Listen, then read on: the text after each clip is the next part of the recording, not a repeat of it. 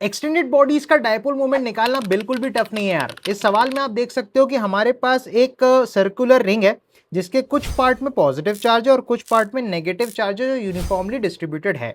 तो सवाल में हमसे पूछता है electric dipole moment of the system found by the charge distribution of this and this is following. ठीक है, तो क्या कर सकते हैं अपन, तो अगेन यहाँ पे वही सेंटर ऑफ मास वाला आइडिया अपन को लगाना है कि सारा चार्ज सेंटर ऑफ मास की तरह सेंटर ऑफ चार्ज पे इकट्ठा हो सकता है। तो अपने को जैसे यहाँ पे एक आर्क दिया हुआ है, ये आर्क सेंटर पे 90 डिग्री सबटेंड कर रहा है, तो हमको पता है किसी भी आर्क का जो सेंटर ऑफ मास आता था उसको अपन along the axis of symmetry बताते थे, और वो यहाँ से कितनी दूरी पे होता था, तो इसका फॉर्मूला था R sine theta by two whole upon theta by two. ये जो दूरी थी वाई, इसको अपन ऐसे लिखते थे, राइट। तो यहाँ पे आप देख सकते हो क्योंकि 90 डिग्री फॉर्म कर रहा है तो थीटा को आप पाई बाई टू लिख सकते हो, राइट।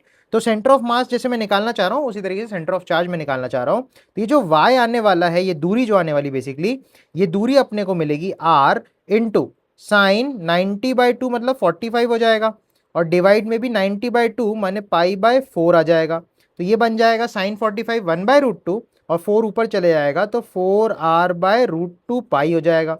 √2 से 4 को उड़ा दो आप तो 2√2 r बाय पाई बच जाएगा। तो ये जो अपनी y आई है, अब आपको समझना है ये y यहाँ से इधर आएगी क्योंकि एक्सिस ऑफ सिमेट्री तो यही है, तो ये y इधर से आ जाएगी।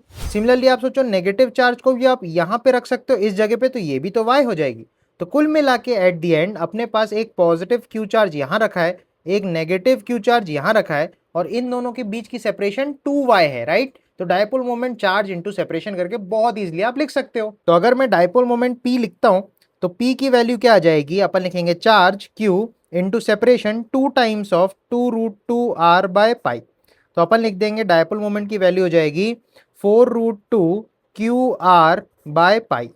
और इसकी डायरेक्शन भी आप बिल्कुल बता सकते हो क्योंकि एक्सिस ऑफ सिमेट्री है, राइट। तो ये 90 डिग्री होगा तो ये उसका आधा एंगल पे तोड़ेगा, तो अपन बोल सकते हैं जो डायपोल मोमेंट बनेगा ये यहाँ से 45 डिग्रीज पे आएगा। तो आई होप इसको आप यूनिट वेक्टर लगा के इसको डायरेक्शन में कन्वर्ट कर सकोगे। अगर आपको यूनिट वेक्टर्स में कुछ भी प्रॉब्लम आती है तो मेरी यूनिट वेक्टर्स वाली वीडियो को डेफिनेटली से एक बार चेकआउट करो, तो आपको वेक्टर्स में कोई प्रॉब्लम भी नहीं होने वाली है। तो यार इस तरीके से अपन एक्सटेंडेड बॉडीज का डायपोल मोमेंट बहुत आसान तरीके से कैलकुलेट कर सकते हैं।